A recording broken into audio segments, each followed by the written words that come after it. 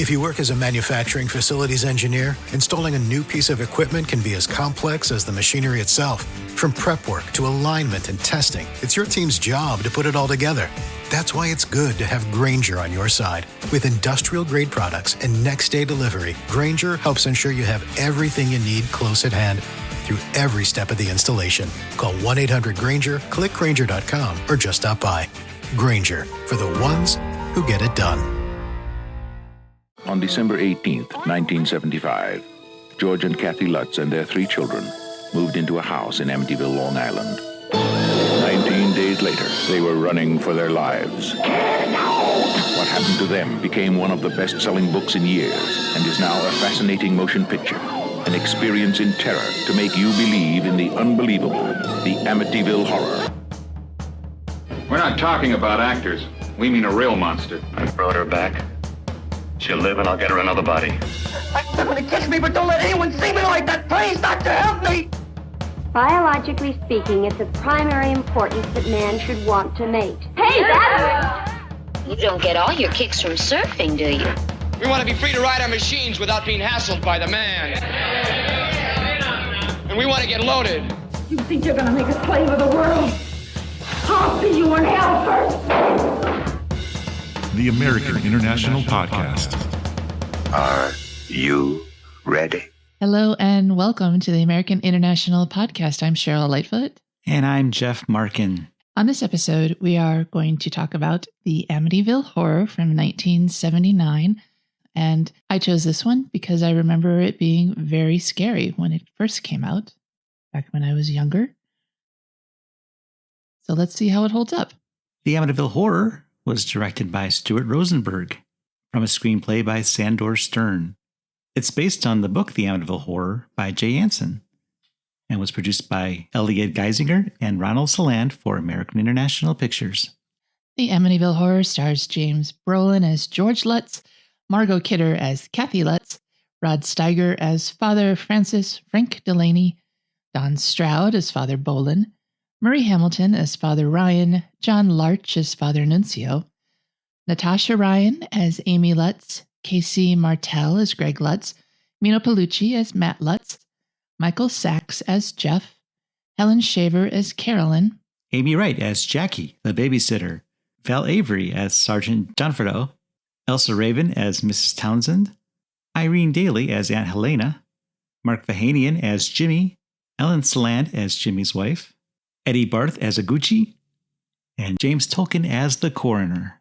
The movie opens, as so many do, in credits. Samuel Z. Arkoff presents this one. It's a dark and stormy night. You see an eerie silhouette of a house against a red background. The attic lights are lit, so the house seemingly has eyes. This is a prologue to our main film, and in this movie, we start outside the house, and we hear gunshots. We see a gun blasting inside the house. Next thing you know, we're inside, where a man with a shotgun is going from room to room, killing everyone within. A title on the screen tells us this is November 13th, 1974. Amityville, Long Island. A mother, father, and 4 of their children murdered. No apparent motive. This is the aftermath of the incident. The police are there. Medical personnel are removing body bags containing the victims, putting them in an ambulance. It's a crime scene, so the tape's being put up. One of the cops notes that the family was shot in their bed, execution style. Only the mom was shot in the back of the head, though. The cop is talking to the coroner and asks for an estimate of the time of death.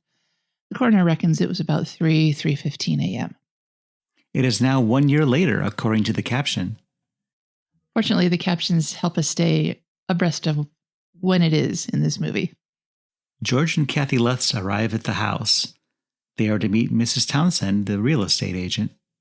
Well, they're kind of poking around on their own, looking at things before she gets there, because apparently she's late.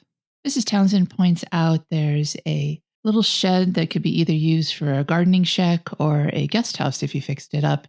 Obviously, there's a boathouse because they're on the water, on a river. She says there's nothing like it on the market, not at this price. And then they go inside. Kathy sees a lot of potential in this house. And as they go through the various rooms, we, the viewer, are treated to quick reenactments of the murders that happened in those rooms. The asking price for this house is $80,000. George and Kathy ask for a moment alone so they can discuss things. Mrs. Townsend says she'll wait downstairs. And George says that he could move his office into the garden shack. And that would save some money. And with the river access, they wouldn't have to pay for mooring fees. And he also mentions that the dock that they're currently using is raising their prices. He hadn't previously let Kathy know about that. Always keep the little woman guessing. And Kathy just says, if only all those people hadn't died there. Yeah, she gives a little shudder at the thought of it. But George says houses don't have memories, only people do. So George and Kathy go downstairs to tell the realtor that they're going to buy it. They're excited. She's excited. She stays behind, though, to do a little paperwork and notes some wind stirring in the kitchen where there shouldn't be any wind. So apparently something has been activated. It's 1 month later, and the Lutzes are now moving in. The kids are playing outside, and there's lots of work to be done. George is worried about the kids playing so close to the river, and Kathy notes that, wow, you're acting like a real dad. And George says, well, if only they'd call me Dad instead of George, but at least it's better than Mr. Lutz, which I guess they used to call them. George and Kathy are newlyweds, and these are Kathy's children from her first marriage. One of the first things to do is to hang up their crucifix. They're Catholic, as will become evident throughout the course of the movie. And Kathy instructs George to take it to the other room and hang it next to the bookcase where it will catch the light when the sun comes up and look beautiful. And he does. This is apparently enough for them to do for a while because they decide it's break time, and so they're going to grab a couple of beers and go play outside. Unbeknownst to them, although it should be knownst, Father Delaney, the parish priest, has arrived at the house. He's supposed to bless the house, and from all appearances, he has an appointment, which they completely forgot about. But he lets himself in, and when nobody answers, he starts walking through the house, even going upstairs into one of the bedrooms, which, I don't know about you, but even if my house was unlocked, I don't want people walking in and making themselves at home, even if they are priests. Well, he did yell out to Kathy and George and received no response. He knocked on the door before he entered the bedroom, and he did hear giggling on the other side of the door, so he... That's all the more reason not to go in. There could be anything going on in there. Don't come in when I'm giggling in my room. You might not like what you see. Once in the bedroom, he sees that the kids are playing down by the river. He tries to open the window, but it seems to be nailed shut. He can't open it. But he's there to do a job, so he opens his holy book and he starts to bless the house. He gets out his priestly paraphernalia. And as he's doing that, we see some flies on the window. Not really out of the ordinary. There's only a couple at first. The door suddenly slams shut, and now there are many flies on the window. Those are a worrisome amount of flies. And Father Delaney shows the signs of not feeling so great. No, he seems to be having a negative reaction to something. He's coughing a lot. He starts asking for God's peace in this house, and he gets seriously sick at this point. Back down at the river, the Lutzes take off on their speedboat. Apparently, they did forget this appointment that they had with Father Delaney. Yeah, they're gone for an indefinite amount of time. Back up in the room, we see close-up of all the flies, kind of like a full-face view from all these flies, their big red eyes. And now they're starting to cling to Father Delaney. He's absolutely covered in them. Pretty gross. The door suddenly swings open, and the flies stop buzzing. A voice calmly whispers, "Get out!" But Delaney doesn't move. And then it yells at him, "Get out!" Delaney rushes down the stairs to his car, retching all the way. He barely makes it to the car before he has to blow chunks in the driveway. Some time passes. It's now dinner time. But the Lutzes cannot find their daughter, Amy. They do finally find her. She's out like a light. She looks literally dead with her arm cast above her head. And they scoop her up and take her upstairs to bed. They yell at the other two, the boys, to go in the kitchen and eat their hot dogs. And then the phone rings. It's Father Delaney. He's calling the Lutzes. He wants to warn them about the house. He's still coughing. But it doesn't matter because all Kathy hears on her end is static on the line. And Father Delaney, just from making this phone call, gets sick all over again. He goes to wash his hands and notices that they're covered in welts. George asks Kathy who was on the phone, and she says it was just static. Then George complains about the temperature. He says the thermostat is set at 72, but it feels like 32. Kathy doesn't feel the same chill that he does, but she did note there's some kind of draft coming up from the basement. So George heads down to the basement to check it out. Once down there, he sees there's a door leading to something under the stairs. And he gets kind of a weird vibe down there. Just then, their middle child, Matt, starts downstairs, and he trips, slapping a light bulb on the way down. We had a little argument about this when we were watching it. You thought it was a stuntman doing the part. They would never throw a kid down the stairs. Well, maybe they would, but you didn't think they did. But we watched some of the bonus material that came with the movie, and not only did Meeno Peluce do this stunt, he begged to do this stunt, and all they did was give him a little extra padding before allowing him to chuck himself down the stairs. Yeah, there's like 4 cuts during the fall, so it looked like it could have been easily somebody else inserted in there. But apparently that wasn't the case. You think for insurance purposes that would be the case. This is like, he was 8 years old? But no, let the kid do the stunts. Perfect. Anyway, George gathers up Matt and takes him upstairs. Yeah, they'll look at whatever's down there later. So put a pin in that. Now Kathy's upstairs, adorning herself with flowers and I guess practicing ballet. She doesn't have a bar, but she's leaning against her dresser. There's all kinds of mirrors in this room. And she's wearing one leg warmer and doing some sort of releve. With one daisy in her hair. George comes in and sees her, and she does look very beautiful, and her top's open. So they begin to make love on the floor. She says she wants to be the best for him, and she wants him to have no regrets. And, of course, that leads to them doing it. But there's Kittus Interruptus. Yeah, the door creaks open, and we see that it's Amy, and she says she wants to go home. Kathy dons George's shirt and swoops her up and carries her back to bed. The chair in Amy's room is rocking on its own, but it stops when Kathy opens the door. She notices that Amy's window is open, so Kathy closes it before returning to George. So now Kathy and George are in bed, discussing their trials and tribulations. Yeah, this getting interrupted by the kids is just something they're going to have to learn to live with, even though they're newlyweds. Time passes. The clock changes to 3:15 a.m. A very significant time in this movie. George throws on a pair of jeans to go patrol the house. He hears some whispering coming from inside Amy's room. He goes into Amy's room. He hears banging from outside and closes the window.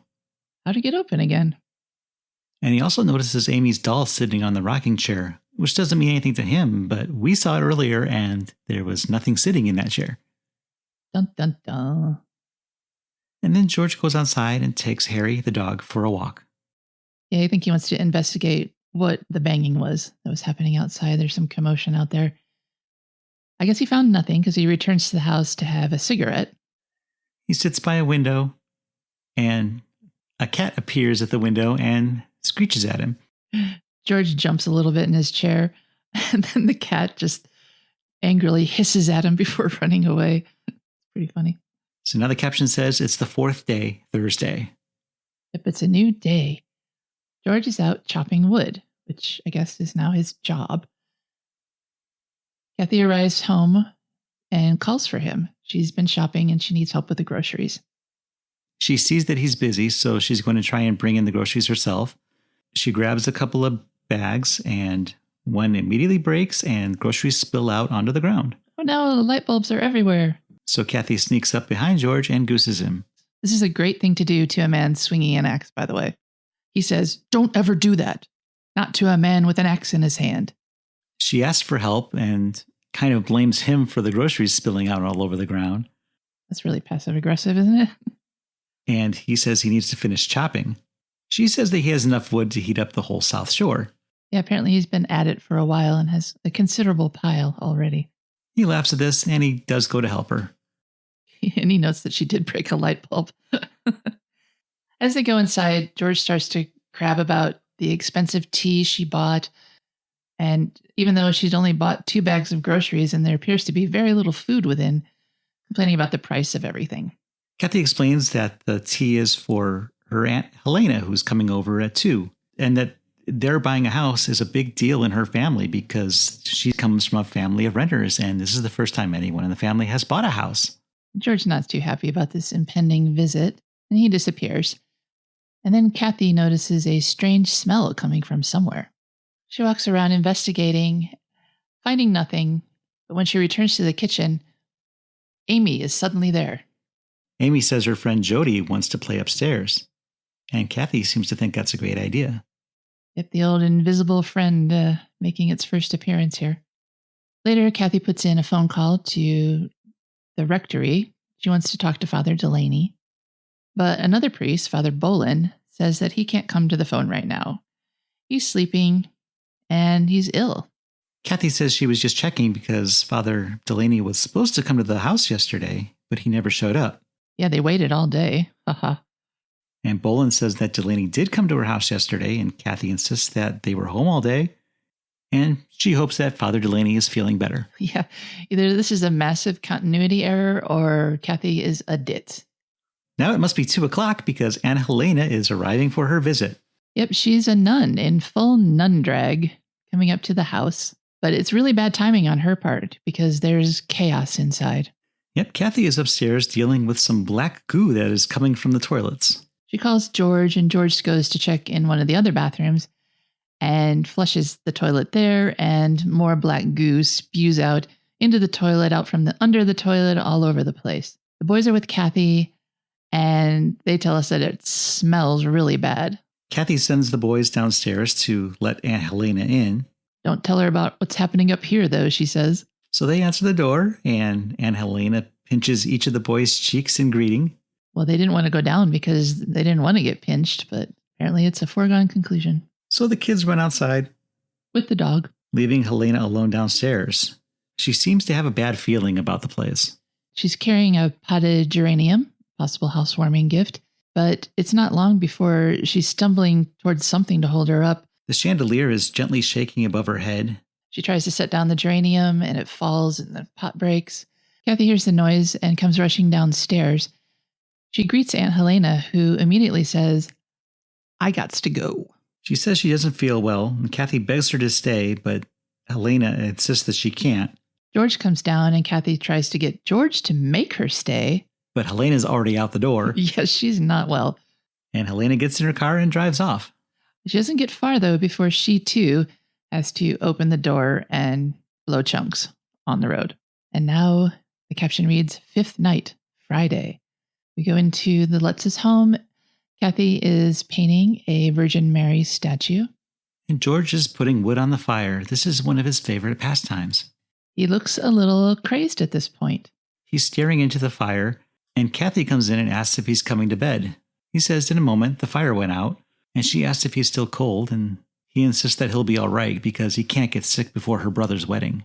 I think this is a little more passive-aggressiveness between the two of them, because it seems like he's not too thrilled about all these familial obligations that he's just inherited. Kathy tells George to sleep in tomorrow, and George says he can't because he doesn't want to be up to his ass in boxes forever, because they haven't unpacked everything yet. Later that night, in bed, he's apologizing as she lights a cigarette. This doesn't happen to him, he says. Kathy notes that, sure, these kinds of things happen all the time, and he doesn't have to prove anything to her. And he says, it doesn't happen to me, and I think we all know what it is. Kathy asks him to turn off the light, and they declare their love before whatever happens, or doesn't. Later that night, the chandelier is kind of shaking on its own again. A door opens, and Kathy wakes up screaming, "No! She was shot in the head!" That wakes up George, of course, and he turns to look at the clock, and guess what time it is? It's 3:15 a.m. And we see another silhouette of the house bathed in red light for no reason whatsoever. And the caption tells us it's now day 6, Saturday. We're not in the house, though. This is a little road trip for us. Fathers Bolen and Delaney are driving to the Lutz house. I don't think they're going to get there, though. Bolen asks why this couldn't wait until tomorrow, and Delaney says that he must get back to that house. And suddenly, Bolen loses control of the car. The steering wheel goes out of control. The brakes don't work. And the hood flies up so they can't see where they're going. Delaney grabs at the wheel to try to help, but his bandaged and welted hand is doing him no good. They eventually come to a stop on a verge. It's not really a stop. They crash into an Amityville construction sign. Ooh, I wonder if that means anything. Father Delaney looks out the windshield where he sees a solitary fly.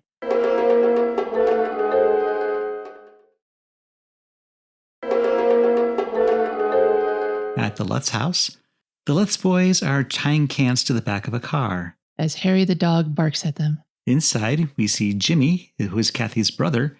He's stressing about counting money. He says he needs $1,500 cash to pay the caterer. He wants Kathy to count it, but it's a ridiculously small amount of money that he should be able to count himself, although she doesn't say it that meanly. They have a little nostalgic moment about how just yesterday he was a little boy and now he's getting married. He puts the $1,500 into his jacket pocket. Yeah, we see this. Which is laying over the back of the sofa. And George comes in, looking dapper in his tuxedo. But with a bad attitude. And Jimmy says that he looks terrible. George is going to hear this a lot throughout the course of this movie. Jimmy also says that he'll understand if George can't make it to the wedding. And George says of course he'll be there because he's the best man. Kathy explains that they think it's just a flu thing and that Amy has it too. And because Amy can't go to the wedding, there's a babysitter. Her name's Jackie. She comes downstairs in her resplendent headgear and asks if Amy's going to need an aspirin, and Kathy tells her to give her one just before bed. As this is happening, Jimmy is putting on his coat and discovering that he doesn't have the money anymore. He starts to panic, and Kathy says that the money has to be around there somewhere, and they all look around, but they can't find it. And it's time to go. They can't be late either. Jimmy despairs. What can they do? He has to pay the caterer. And George offers to write the guy a check, and hopefully he'll find the money later. Later that night, Jackie, the babysitter, is in Amy's room and notes that it's a little chilly. She closes Amy's window and says it's time for Amy to have that aspirin and go to bed. Amy is unmoving, though. When told to get under the covers, she wants to play with Jody. Amy says that she isn't sick. She just didn't want to eat meatloaf. Jackie goes to the closet to get Amy's pajamas. And as she does this, the chair next to Amy's bed begins to rock. The closet door slams shut, locking Jackie in the closet. She's trapped inside. She starts yelling for Amy to let her out, but Amy, again, does not stir. Jackie's in there crying and screaming and clawing at the door until her hands bleed, but she's stuck inside. And then we see from outside the house, the lights in the attic that make the house look like it have eyes go out for no reason. Now we're at the wedding reception. Jimmy the groom is dancing with his new bride. Aunt Helena is there, and she apologizes to Kathy for her sudden departure the other day. Kathy notes that, well, geez, everybody's coming down with something. Father Delaney, you, Amy, George has got something, God knows what. And speaking of George, he's in the restroom having a debate with the caterer about the intricacies of accepting a check in lieu of cash. The caterer is not about checks. But George says you either get a check or you can eat your own food. George is really mad, though. He doesn't want to be harassed in the restroom, and he doesn't want to argue. He just wants to give the guy a check, so he barks at him until he leaves. And Kathy, being just outside the door, witnesses this whole transaction. So she comes in to check in on George. He says he doesn't feel well and doesn't think he can make it through the reception, so they agree to take the kids and split. Good news for Jackie. When they get back to the house, Kathy tells the boys that they have to go to bed, even though they're protesting. And then they hear the commotion coming from upstairs, where Jackie is very weakly calling for help from the closet. George and Kathy open the closet door. It opens easily. And note that there's not a lock on this door, and she should have been able to get out anytime she wanted. Jackie kind of lunges at Amy and asking why she wouldn't open the door. Kathy holds Jackie back, but then asks the same question. Why didn't you open the door? Oh, well, that's easy. Jody wouldn't let her. And George asks, who is Jody? And Amy explains that she's the little girl who plays with her. This is not what George wants to hear. He's not having any of this nonsense. He looks in the doorway and sees Matt and Greg are standing there, not in bed like he asked. And he barks at them to go to bed and yells at Kathy that her kids need some discipline. Kathy looks shocked. So does Amy. She starts to take Jackie to help her with her hands as they're pretty scratched up from pounding on the door. And Amy says, George yelled at me. And Kathy says, well, you should have opened the door. And then Amy sort of ominously says that Jody doesn't like George. George is downstairs looking for that $1,500. He starts to tear apart the sofa, and under it he finds the band that was holding the money, but the cash itself is nowhere to be found. He's starting to look really unhinged at this point, and he screams, "Where the hell is it?" The caption tells us it's now the 8th day, Monday. I'm glad we're skipping a few days here and there. Father Delaney is meeting with Father Ryan, who closely resembles the mayor of Amity Island from the movie Jaws, and Jaws 2. Wow, Amity and Amityville. Maybe they're brothers. Also present are Father Bolen and another priest named Father Nuncio.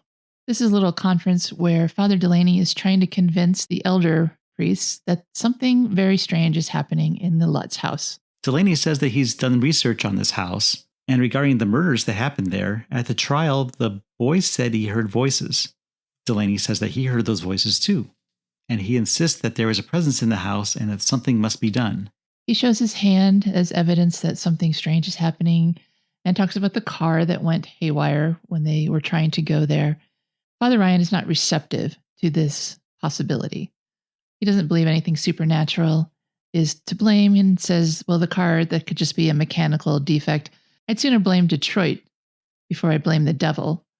He's one of those there must be a rational explanation guys. Father Delaney says that he is a trained psychotherapist and he knows what he saw and felt and heard was real. Yeah, he knows the difference between the supernatural and a bad clam. And he's not some pink seat seminarian. Rod Steiger really goes all in on this scene. He's very, very incensed. Father Ryan suggests that it might be a good time for Father Delaney to take a vacation. Also there is Father Nuncio, who just sits quietly. He's just there to judge. And the thing that he judges is Father Bolen's hair. Tells him to get a haircut and a shave on the way out. Now the caption tells us it's the 11th day, Thursday. George is chopping wood again. Yep, that's his job now. Jeff and Carolyn drive up. Jeff is George's business partner and Carolyn is his partner. Wife, girlfriend, we don't know. Carolyn shivers at the sight of the house and she says she doesn't want to get any closer, so she's going to wait in the car. Yep, the house gives her the creeps. Jeff, however, is not that sensitive, and plus he's got some business to take care of. He brings George a bunch of payroll checks that George needs to sign. George is surprised that it's Thursday already. Jeff also says that a caterer has been calling about a bounced check, and that the IRS has been calling as well. George brandishes his axe at Jeff and says, "Don't you have any good news?" And Jeff says, yeah, he's brought the spotlight for George's boat, and he offers to put it on the boat for him. Oh, that solves everything. George is happy again. So they both head towards the boat. George turns around and throws his axe at the tree, gives a little side eye to Jeff. It's a very strange look, but it was a really good throw, so you got to give him that. Sunk it right in the tree. And they head towards the speedboat. Amy is playing with her dolls outside the house. Upstairs, Matt and Greg are dangling a rubber spider over Amy's head on some kind of fishing line, just sort of dropping it into her hair. She doesn't really know what's happening. Amy yells up to the boys to stop teasing her, and Kathy comes in and asks what the boys are doing in her room. Actually, she asks what the rascals are doing in her room. They turn around to look at her, but unfortunately for Greg, his hand is resting in the window ledge. The window suddenly slams shut on Greg's hand. His hand starts bleeding. He's screaming. His screams bring Jeff and George back up to the room. And though everyone is trying, no one can get the window open. But I guess somehow they do, because the next thing we know, we're at the hospital. Kathy and George are bringing Greg from the emergency room to the van, and his hand's bandaged, but they note that no bones have been broken. That evening in bed, Kathy wants to talk to George about the lack of broken bones in Greg's hand, but George is asleep. Well, he's asleep until 3:15 a.m. strikes. George wakes up and hears some buzzing. He gets up to investigate, wearing his stained undershirt and tidy whities. He goes over to the spare bedroom, opens the door, and goes in. And whoa, the flies are back. Yeah, the window is covered in flies. He can't open the window to let him out. And then some strange wind blows open the basement door. The basement door and the front door busts open as well. All the noise alerts Kathy and George, and they run downstairs to check and see what's going on. And Amy sneaks up on them. George is not happy about that. She's a sneaky one. He asks that she not do that ever again. George goes back up to that spare room and the flies are gone. And the window opens easily. He opens it up and closes it and latches it again. And I guess they've called the police because now the police are there to investigate a break-in. And we see Sergeant Johnfredo, who had investigated the murders that took place the previous year. Johnfredo notes that the doors to the basement and the front door were busted out, not in. So George theorizes that someone obviously broke into the basement, heard him coming, and then busted out the front door. So they go downstairs, and the sergeant sees that there are no broken windows, so he questions how somebody had broken in through the basement. We also see that Harry the dog is very agitated by something down there. He's scratching at the wall that covers up whatever's under the stairs. The sergeant is also questioning if breaking down a door would be quicker than just opening it, because the front door was locked from the inside, so why would you have to break it down to get out? Yeah, nothing makes any sense here. And he also asks if they are related to the family that lived there before, because they've got the same, but he trails off, so we don't know what he's referring to exactly. Well, I do, but it'll come up later. The sergeant promises that the police will keep an eye on their house, do a little extra surveillance for them. I guess any would be extra. And after they leave, George and Kathy sit on the front steps. Kathy's weeping and wondering why it's all gone wrong, and says that they have to do something. And now it's the 12th day, Friday. Kathy wants a little more information about this Jody thing. So she asks Amy, and Amy says Jody told her about the little boy who used to live in her room who got hurt and died. Amy also said that Jody wants Amy to stay there forever so they can always play together. I don't know why that didn't set off alarm bells in Kathy's head. Outside, George hops on his motorcycle and he scooters off. George heads to the town hall where he gets something in a tube. My guess is he gets the plans to his house. Maybe he wants to know what's in the basement. Back at home, Kathy is sending the boys and Amy off to school. And we see their front door is being repaired in the foreground. She tells them to be home by 3:30. And then George heads to the library. George finds a book that he likes and he puts it in the front of his pants and leaves. He doesn't know how libraries work. Apparently not. Kathy makes another phone call, and it's to Father Delaney, who looks very hesitant to answer it. It's almost as though he knows who's calling. He tries to tell her something, but the phone goes to static. She's really distressed, and that's not helping anything. He's having some sort of an attack and seems to have labored breathing. Yeah, I thought he was having a stroke. When Kathy can't get a hold of the priest, she starts praying on her own, and then some strange wind starts blowing through the house. Kathy shudders, and there's a scratching at the door. She finds a man there with a six-pack of Miller beer who's there to welcome her to the neighborhood. She locks the door as she excuses herself because the phone is ringing. When she answers, there's still more static. She goes back to the door, and the mystery man is gone, which is a good thing. Probably the only good thing that happens during the course of this movie. So George is going to the Witch's Brew Bar to meet Jeff. Wow, what a name. The bartender stumbles a bit when he sees George, and he says that George is the spitting image of that kid and that he was sitting in that very seat when they arrested him. Yeah, I thought they arrested him at the house, but whatever. Jeff wants to talk, but George really isn't in the mood. He just snarls at Jeff. And Jeff just wants to know when George is coming back to work and stuff. The business is falling apart. Bills have to be paid. He says, you marry a dame with 3 kids, get a big house and a mortgage up to your ass, and change your religion, and you forget about business. Great. Really great. And George takes this criticism very constructively by decking Jeff. On the floor, as George helps him up, Jeff says, now can we talk? George apologizes as he helps them up, and now it's night back at the Lutz house. Amy is up in her room singing Jesus Loves Me as Kathy listens. Nice smile on her face. Kathy's listening outside her room. Amy is sitting in the chair, singing to an empty rocking chair across the room. Which is also rocking. Which is rocking by itself. And Kathy comes in to ask who she's singing to, and as she opens the door, the chair stops rocking. Amy says that she just scared Jody, who I guess flew out the window. Kathy says, well, let's go see, and goes up and stands at the window looking outward, where she sees a couple of glowing dots. Well, she goes to the window, and acts like she's going to close it, but it starts to close itself and she jumps back. And then she sees these two glowing orange spots. Eyes? We don't know. It's not very frightening, but the music gets really dramatic at this point. Now we're at the bar, and George and Jeff have been joined by Carolyn, who is going over the book that had been stuffed into George's pants earlier that day.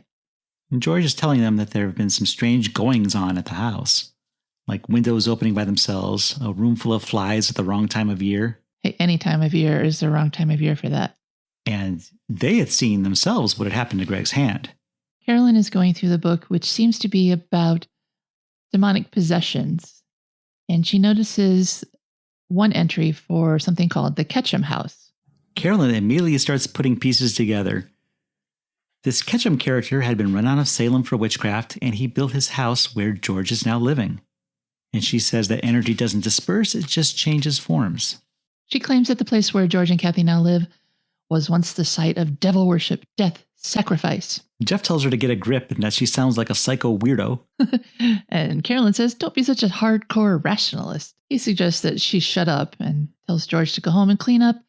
He and Carolyn are going to babysit their kids so that George and Kathy can get out of the house as they sorely need a little time away from the place. So they do it. Yeah, George agrees to this, and the three of them head back to the house, Jeff and Carolyn in Jeff's truck, and George on his motorcycle. When they get there, George tells them to wait outside while he tells Kathy of this plan. He goes inside, but Carolyn somehow feels she must go in. Yeah, she's more intrigued than scared this time around. She says, those vibes, are they ever strong? And she wants to check out the basement. She's very sensitive about these things, you know. Up in Kathy and George's room, they're arguing about what it was that Kathy saw. George says it's a cat, just like the cat he saw. And Kathy says that was no cat. But he doesn't want to argue right now. So George suggests they accept Jeff's offer to go out. But first, he's got to check the fire. That damn fire.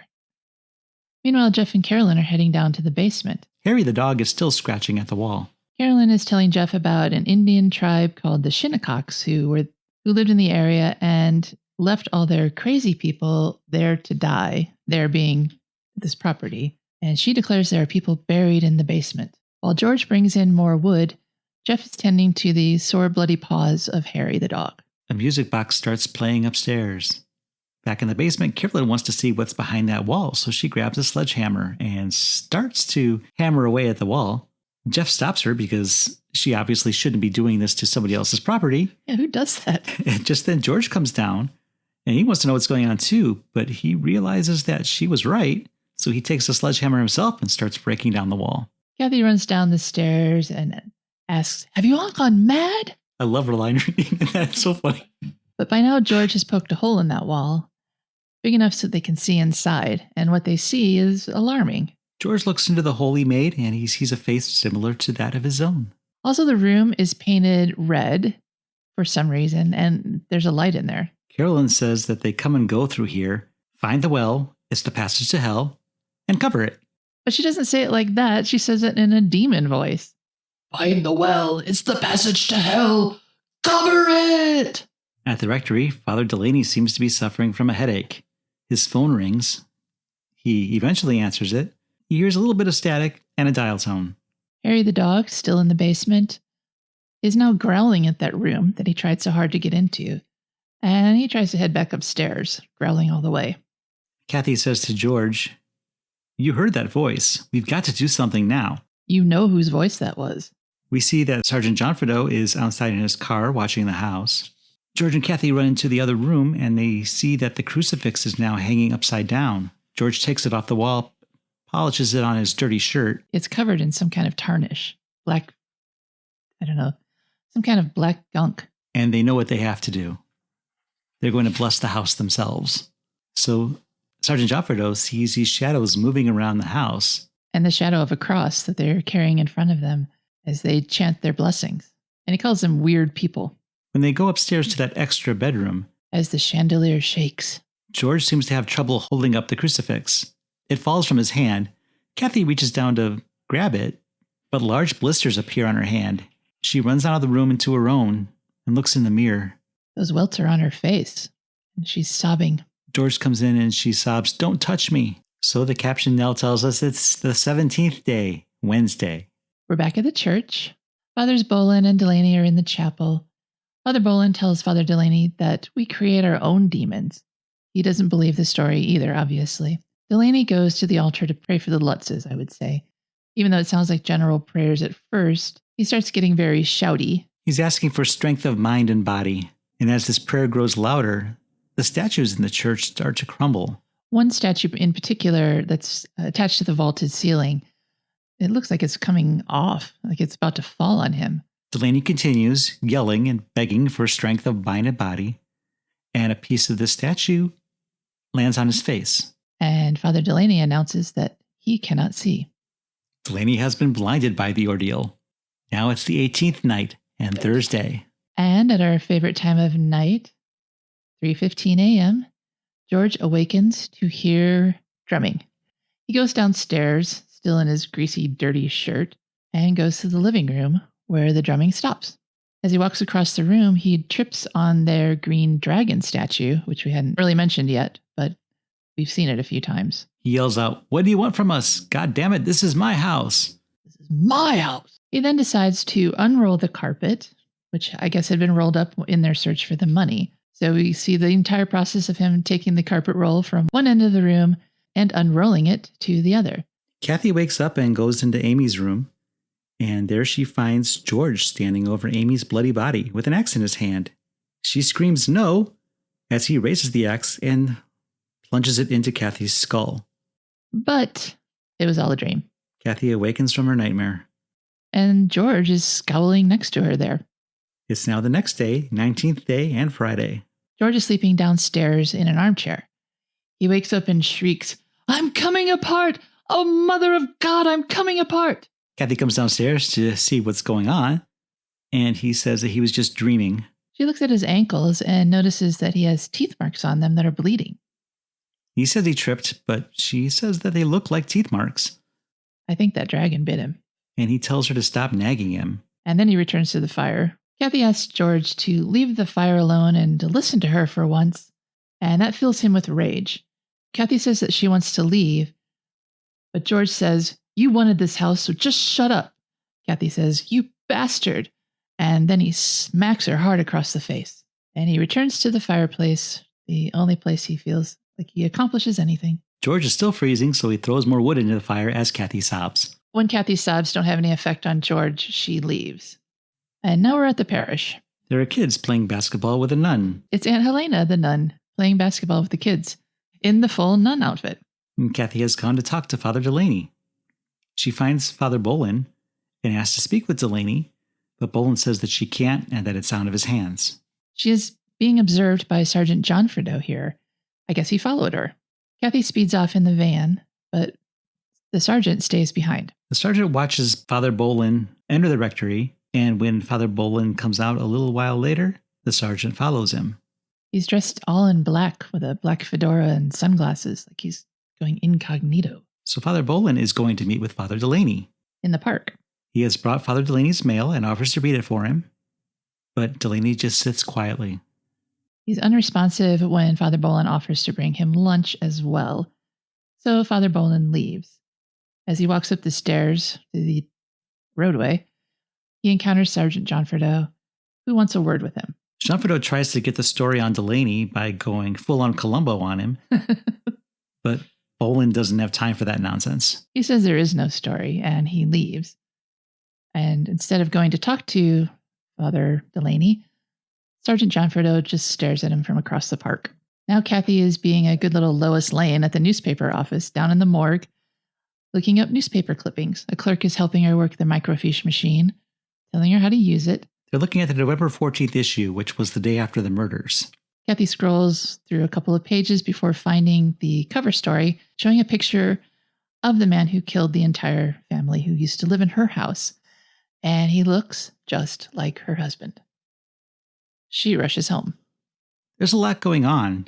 George is at the house sharpening his axe.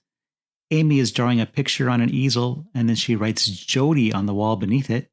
Harry the dog is in the basement still whining. Kathy is driving into the sun. Apparently this is a very long drive because she doesn't get home till after dark. George is now digging a hole in the yard. Harry, the dog, is still in the basement, and the floor starts to move. There's a rumbling down beneath. Kathy is still coming home. George is still digging. Harry is barking, and now it's raining. George is also doing something with the windows of the house. Nailing them shut, maybe? I don't know. The caption comes up, "The Last Night." And Kathy finally arrives home. It's full on dark. It's storming. She runs inside yelling, "George, Matt, Greg." She doesn't yell for Amy? No. From the boys' room in the attic, Kathy sees George crossing the yard with the axe in his hand. As George approaches the house, he sees the vision of a pig in the attic with glowing red eyes. He rushes in and heads upstairs. He yells for Amy, and the house starts to bleed. Amy's not in her room, so George heads up to the attic. Blood is dripping from the walls and the stairs. The kids have locked themselves in the bathroom. And George starts to chop down the door, but Kathy rushes him. He easily throws her off. She rolls over, whimpering, "Don't hurt my baby." And George momentarily comes to his senses. She's covered in wrinkles, too, at this point. Did you catch that? No. Well, she is. Just for a second. Well, with George back to his senses, Kathy and he embrace. She sobs, "I saw your picture in the paper," and George says, "I wouldn't hurt you." I wouldn't hurt you. As the house continues to bleed, and now blood is starting to run down the stairwell. Coating the stairs. It's going to be a slippery descent for our Lutz family here. There are many thunderclaps. The attic window bursts inward. Is it an earthquake? Harry's still in the basement growling as the floor explodes. The kids are all gathered, and the 5 of them try to leave. The blood on the stairs makes it a little slippery, and Matt falls down the stairs again. As they pass the spare room, the door swings open, but they all just pass by and continue downstairs. It's not of interest. Once they get to the front door, of course, it won't open. But George finally does wrench it open, and all the kids get out, sliding down their wet front steps, and Matt once again falls. Poor kid. He's got a shtick. Everyone rushes to the van, and they get in. But where are the keys? Oh, no. George doesn't have them. Who was the last one driving? Oh, Kathy. So she finds them in her pocket eventually. Amy cries out that she wants Harry, but Kathy tells George just to drive and get out of there. And he does, but only to the end of the street. And then George runs back to the house. Kathy screams out, "No!" But No! George is already on his way. She's very adamant about that no, but of course he doesn't listen to her. George goes to the house and calls out to Harry. He heads toward the basement, and the stairs collapse beneath him. He falls through the stairs to that pit under the stairs, which was opened once the floor exploded. It's full of a dark, brownish, blackish goo. Toilet sludge. Yeah, like what was in the toilets. As George tries to escape this pit, Harry attacks him. Yeah, Harry doesn't recognize him with this goo all over him. Well, he stinks. So he starts biting George as he's trying to pull himself out of the goo. But eventually I think Harry gives him a little bit of a hand. Yeah, George eventually makes his way out. Of course, Harry needs George's help to get up the stairs because there's now a giant hole in the center of them. But eventually they get topside and run to the door. But it won't open. Yeah, the door's stuck shut again. So George breaks a window and carries Harry out the window and back out to the van. As they drive away, we see the caption, "George and Kathleen Lutz and their family never reclaimed their house or their personal belongings. Today they live in another state." And as the rain falls, the credits roll. The end.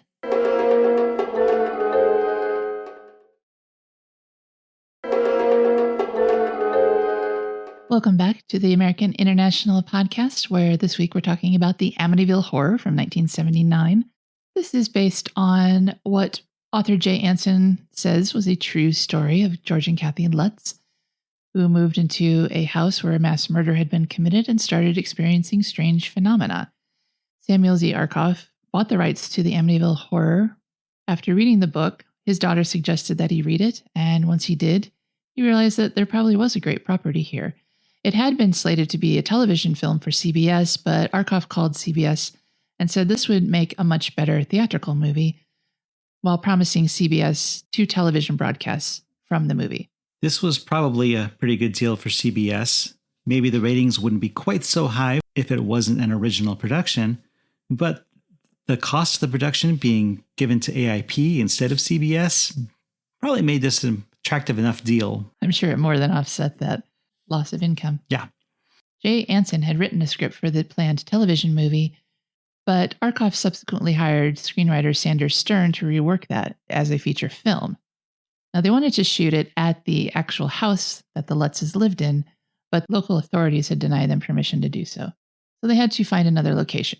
A property with a similar Dutch colonial-style home in Toms River, New Jersey, was found to stand in for the Ocean Avenue address for the exteriors of this production. They leased the house for $12,000 and built a boathouse for an additional $31,000. They began principal photography in Toms River in October of 1978, using some of the exteriors like the Riverwood Park Recreation Center, the Ocean County Courthouse, and Reynolds Tavern. And they had local police and ambulance workers playing extras in the film. They even had James Brolin take some axe throwing training. After they completed location shooting in November, they relocated to Los Angeles and did the interiors at the MGM studio lot. There was extensive use of practical special effects while filming the Amityville Horror. For example, the scene in which Father Delaney is swarmed by flies. Actor Rod Steiger was doused in sugar water and beer, which caused the insects to swarm around him. There's not really a lot of special effects in this movie, so that makes sense, and that would have kept the budget down, which anyone who knows Samuel Arkoff knows that's the goal. Right, you've got what is obviously tubes feeding blood through holes in the walls. The big special effects would probably be those glowing eyes outside the window and the demon pig. And neither of those is particularly effective. No, but maybe like blowing open the floor and the window and that big pit of goo, that probably cost a little bit. The movie was released, of course, by AIP and had its world premiere at the Museum of Modern Art in New York City on July 24th, 1979, and got wide theatrical release 3 days later. And while AIP tried to play up the spooky nature of the movie, even kind of hinting that there were strange things happening during the film's production, Kidder says that the producers told them to say that there was weird stuff happening, but she said it was all bull. Nothing happened, but it was funny. The film was a major commercial success and one of the most profitable films released by AIP. The Amityville Horror opened in 748 theaters and grossed $7.8 million during its opening weekend. It would earn over $13.3 million over the course of the week across 810 theaters, marking the second best opening week of the year to that date, and it was AIP's largest opening ever. It would go on to become the highest grossing independent film of all time and retain that title for more than another 10 years.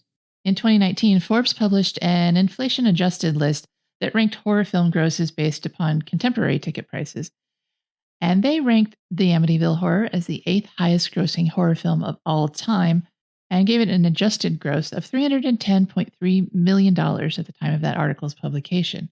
And it received a little bit of notice from the Academy Awards, which we can't say about a lot of American international pictures, but composer Lalo Schifrin's musical score earned both an Academy Award nomination and a Golden Globe nomination. And Margot Kidder also received some notice. She received a Saturn Award nomination for Best Actress for her performance in this film.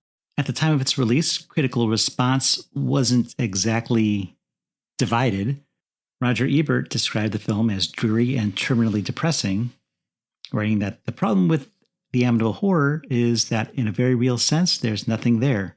We watch 2 hours of people being frightened and dismayed, and we ask ourselves, what for? If it's real, let it have happened to them. Too bad, Lutzes. If we made it up, make it more entertaining. If they can't make up their minds, why should we? And in the Washington Post, Casey Summers wrote that the film was unexcited, saying it would be one thing if we were rewarded for sitting through all this with a spine-tingling thrill or two, but the movie isn't even scary. Lack of logic is one thing. When a horror movie is boring as well, what's the point?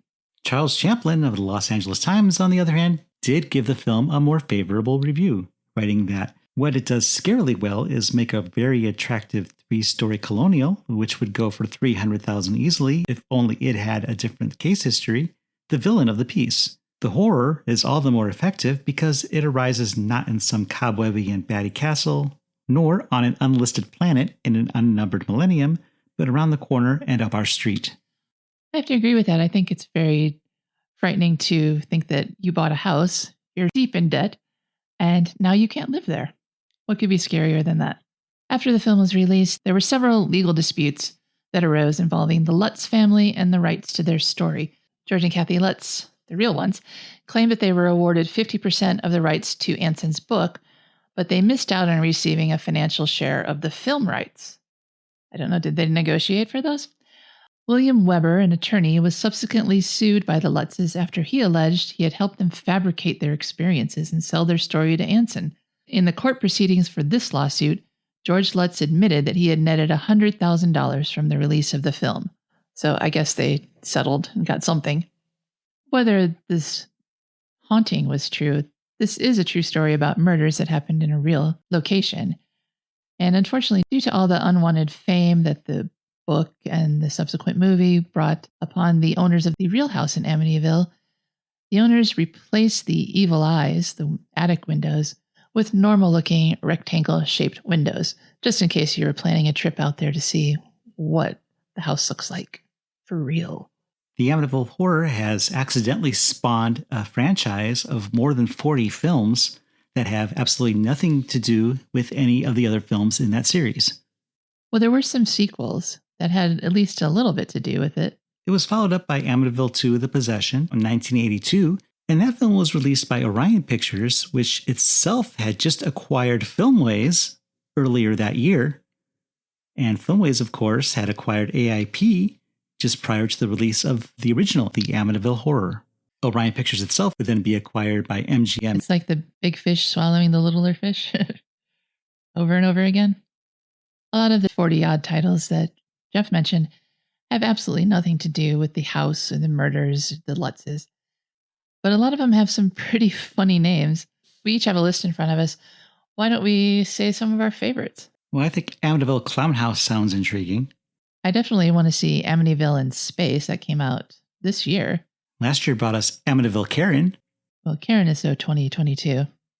Personally, I'm intrigued by the holiday series of Amityville Thanksgiving, Amityville Christmas Vacation, Amityville Leprechaun, which I assume is a St. Patrick's Day holiday fest. Scheduled for release later at the end of this year, 2023, we can expect Amityville Frankenstein, Amityville Bigfoot, Amityville Ripper, and Amityville Apartment. And a lot of these titles don't intrigue me in any way. Some of them sound pretty disgusting, to be honest. There's Amityville Vibrator from 2022, the Amityville Death Toilet from 2023. And next year, Amityville Poo, Killer Poop 2. Ugh. And this sounds like a bit of a ripoff. Amityville Cocaine Bear. I guess Amityville is just another word for horror nowadays. In this cast, there were a few actors who had appeared in previous productions from American International Pictures. Margot Kidder had appeared in Sisters in 1972, and in 1975 in a film called The Reincarnation of Peter Proud, which was actually produced by Cinerama but released by American International Pictures when they acquired Cinerama Pictures in the mid-70s. Rod Steiger had previously appeared in Hennessy in 1975. Val Avery, who played Sergeant Johnfordo, had appeared in Black Caesar in 1973.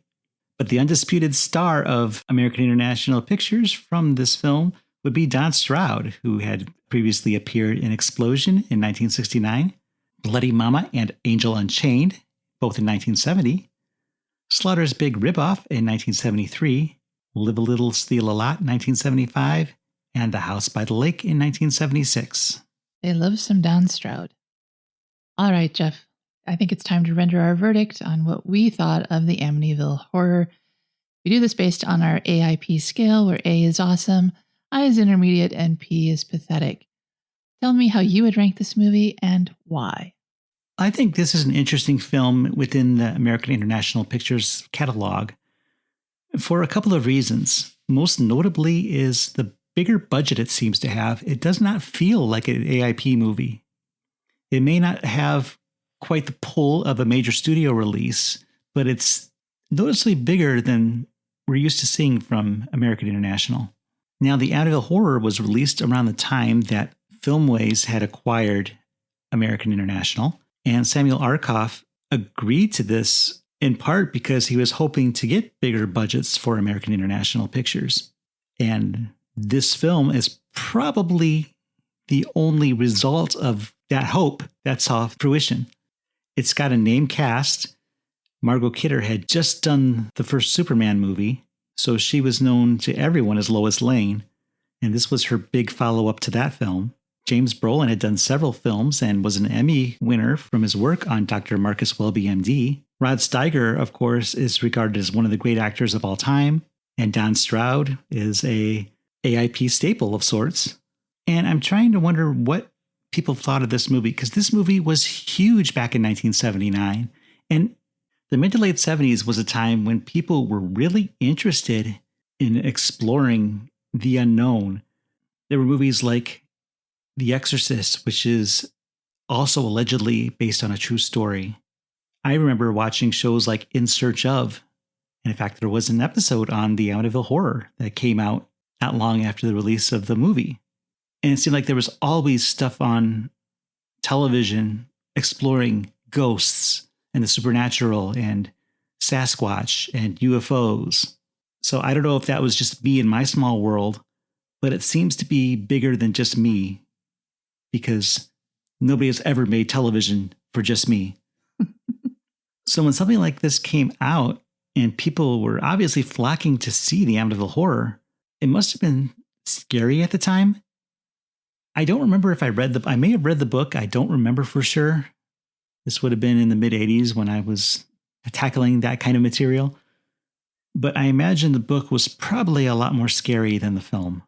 There's a lot of stuff that I guess happens in the book, which happens in the movie as well, like the black goo in the toilet and Kathy Lutz's face getting blistered. That is just, it happens in the film, but there's no mention of it, and it doesn't have any consequence. There's no reason for it. It's just there. And if you're not watching it, you don't even notice it. It's not vital to the plot at all. So from that regard, I imagine the book was probably a lot scarier than the film. I think the film was well made. There's been some things noted that director Stuart Rosenberg had never done horror, and I think that may show in this. There's some stuff that maybe is supposed to be scary that doesn't quite work. Like, for example, the cat showing up in the window should at least be a jump scare, but it doesn't work. And when Kathy sees those eyes outside of Amy's room, it just looks like a couple orange dots and there's nothing frightening about it. I suppose to her it might be startling, but to the audience, it doesn't get any reaction. And that pig thing that George sees up in the window, we don't see enough of it to even know what it is. And there's no attempt to even rationalize what it might be, natural or supernatural. It's just forgotten about, and it doesn't matter in the end.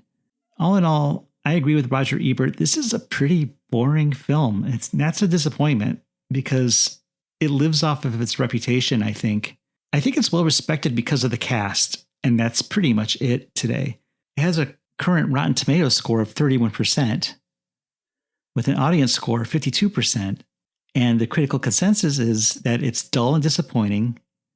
The best that can be said for The Amityville Horror is that it set a low bar for its many sequels and remakes.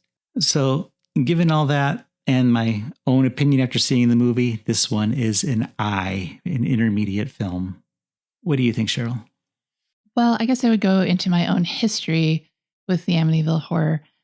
I did read the book. I can't quite pinpoint when that might have been, but I would say due to my budding interest in the macabre, starting at about age 13 or 14, it was actually released nationwide on my 13th birthday. I did read the book, and I did find the book very frightening. Now, granted, I was young. And when I finally got around to seeing the movie, I don't think I saw it in the theaters because I would have been too young. But we got HBO. I think it showed up on TV, and I watched it. I was frightened. I was afraid of the devil. I was afraid of demons. I was afraid of things being possessed and beyond your control. And all that made an impression on me and left me thinking, wow, this is some scary stuff. And then I kind of sat on it for a long time. Probably, when did we watch this? Just a few years ago. We saw this again, not for the podcast, just for the heck of it. We watched it. And it was not scary anymore. I think, two things happened. I'm a lot older, and those kind of things, they just don't pull at me like the way they did when I was 13 and going to mass every week and afraid of the devil and believer in exorcisms like they could be possible. That's not me anymore. And those kind of things don't trigger me now the way they did back then. And also, I've seen a lot more horror done a lot more effectively since then. Back then, it was probably one of the first horror movies I ever saw, and thus kind of opened my eyes to a new kind of entertainment that maybe was even too scary for me, but now feels really tame when I compare it to the other movies that I've watched in the horror genre. So it just leaves me a little bit underwhelmed when I watch it now. And I definitely wasn't back then. Now, I'm the one that chose the movie for this episode of the podcast. A, because I wanted something sort of Halloween-ish. And B, because, I was really surprised to find out this was an American International picture when we were first starting this podcast, because I didn't realize this was one of theirs. It didn't seem like an American International picture, just like you said. It seems like a big budget studio film, or at least it did before I watched it recently. So I was intrigued and I thought it would be a good subject for the podcast. But I don't think it's a good movie. It's definitely not an A. However, there are some things that I do like about it. I do like the sort of everyday element of having your house turn against you. It's something that in my personal life is very relevant right now.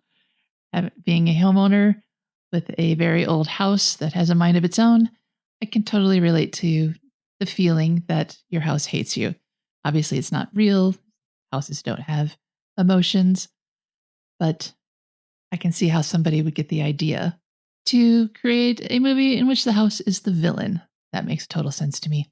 And believe it or not, I really like the performances of James Brolin and Margot Kidder. They don't have a lot to work with. There aren't a lot of really scary things that happen. A lot of things are just annoying, emotional, more than physical danger. But I think they do well with what they have.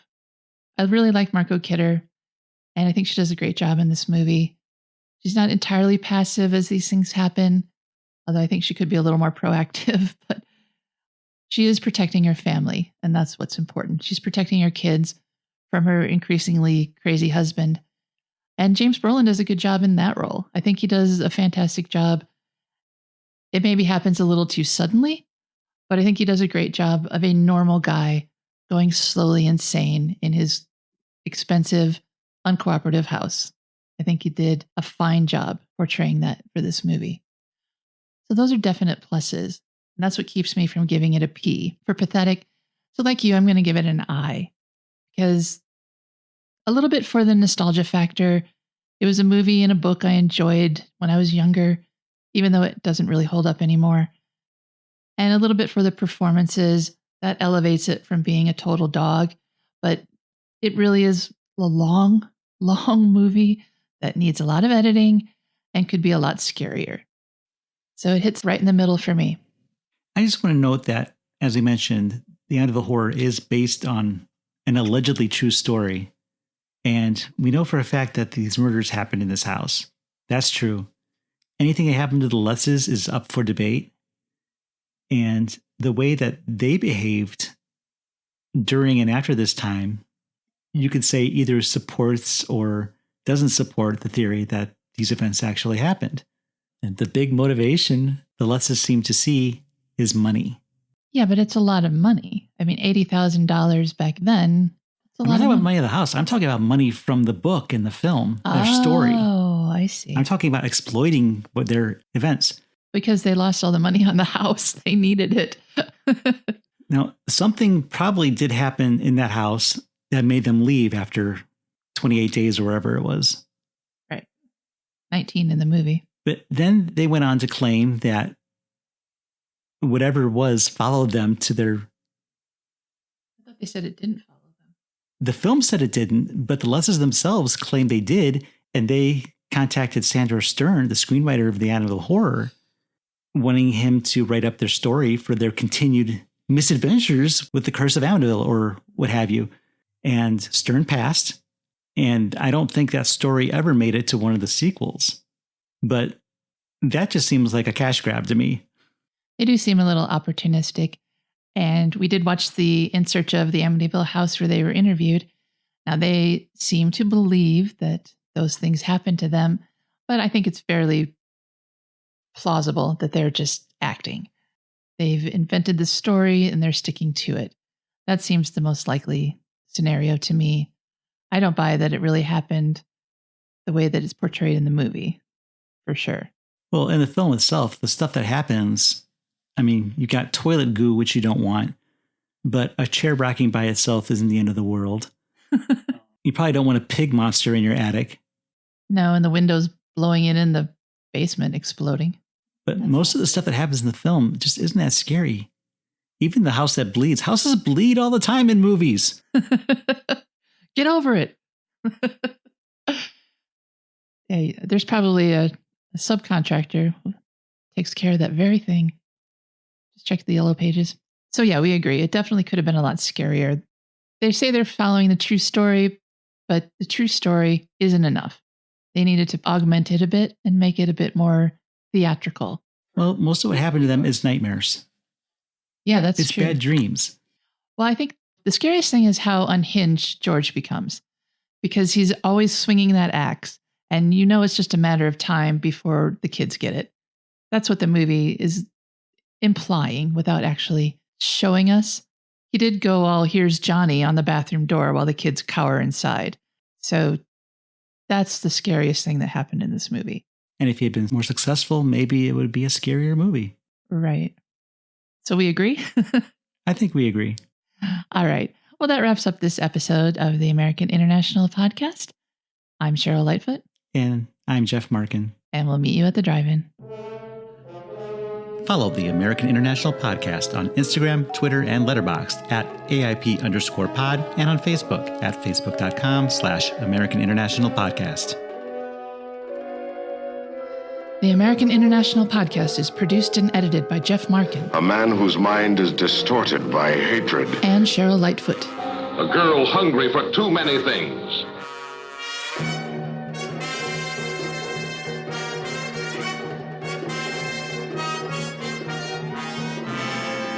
The American International Podcast is part of the Pop Culture Entertainment Network.